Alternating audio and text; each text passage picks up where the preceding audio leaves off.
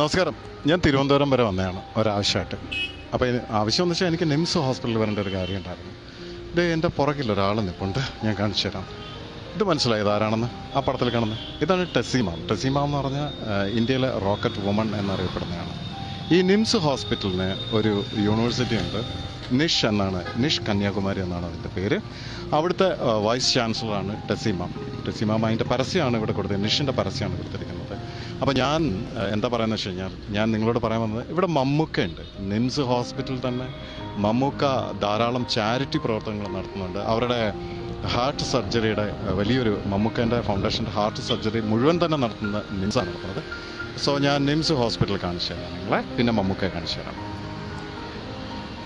ഇതാണ് നിംസ് ഹോസ്പിറ്റലിൻ്റെ എൻട്രൻസ്. ധാരാളം ചാരിറ്റിയുമായിട്ട് ബന്ധപ്പെട്ടിട്ട് അവർ വലിയ വലിയ പ്രോഗ്രാംസാണ് നടത്തുന്നത്. ഇനി ഞാൻ മമ്മൂക്കയെ പെട്ടെന്ന് കാണിച്ചു തരാം. അദ്ദേഹം പോകുന്നതിന് മുമ്പ് മമ്മൂക്കയെ കാണിച്ചു തരാം. മമ്മൂക്ക ഇവിടെ തന്നെ ഉണ്ട്, എൻ്റെ അടുത്ത് തന്നെ ഉണ്ട് മമ്മൂക്ക. ഞാൻ കാണിച്ചു തരാം. നിങ്ങളാരും മമ്മൂക്കയെ കണ്ടില്ല എന്ന് പിന്നെ ആരും പറയരുതല്ലോ. അദ്ദേഹം മമ്മൂക്ക വളരെ സുന്ദരനായിട്ട് തന്നെ അദ്ദേഹം നിൽക്കുന്നുണ്ട്. ഇതിനകത്ത് വന്ന് നിന്നിട്ടും എന്നോട് കടന്നു പറഞ്ഞില്ല. ആ ഒരു സ്വാതന്ത്ര്യം എടുത്തിട്ട് ഞാൻ തോളത്തുനിന്ന് കൈയിട്ട് നോക്കാം, എങ്ങനെയുണ്ട് നോക്കാം. ഇതേ മമ്മൂക്ക ഞാനിവിടെ ചേർന്നിട്ടാണ്. ആഹാ, എന്നാൽ സുന്ദരനാണ് അല്ലേ. അദ്ദേഹത്തിനാക്കിടം നിംസാണ്, ആശ്രയമായി ബന്ധപ്പെട്ട കാര്യങ്ങളെല്ലാം നടത്തുന്നത് നിംസ് ഹോസ്പിറ്റലാണ്.